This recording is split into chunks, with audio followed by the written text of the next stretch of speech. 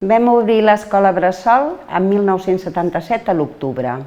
I de començament tenia molts poquets nens. Vull dir, aquell curs van ser 13 nens el que vam tindre.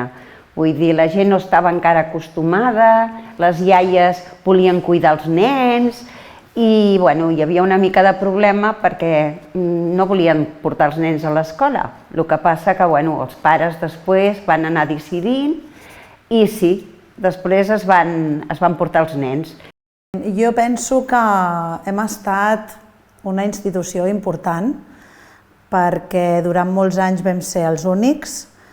Jo et puc dir que anàvem pel carrer i coneixíem tots els nens.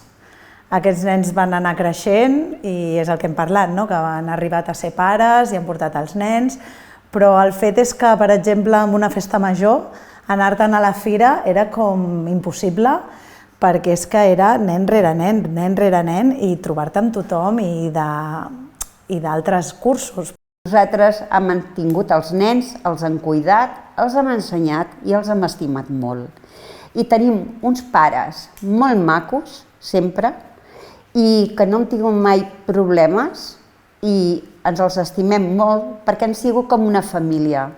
Nosaltres amb els pares hi hem parlat, ells ens han explicat quan han tingut un problema amb el nen i vull dir que realment som una família amb els pares. Nosaltres hem notat les crisis econòmiques, hem notat la davallada de natalitat, hem notat la creació d'una escola bressol pública, que estem totalment d'acord en què hi havia de ser-hi, i hem notat la creació d'uns centres, anem a dir, legals, perquè realment ho eren, i això ens va treure en un moment molt important feina, perquè la natalitat ja estava baixant, i ens va treure feina a nosaltres i no vam poder créixer i vam començar amb la nostra crisi.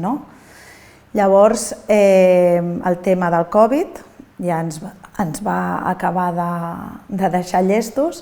Aquest any que pensàvem ara que comencem a superar una mica el Covid, que vèiem, ostres, la classe del P0 la tenim plena, la classe del P1 la tenim plena, però la Generalitat treu aquest decret que fa gratuïta l'escola bressol pública al P2.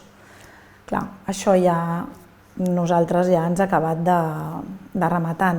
I l'any passat vam dir tancarem, però què va passar? Que vam estar amb els pares que tenien que continuar els nens, nosaltres que estàvem molt afectades, les noies, i només ploràvem.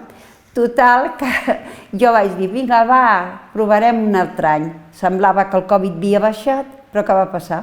Que vam començar al setembre i va tornar a fer la revifalla.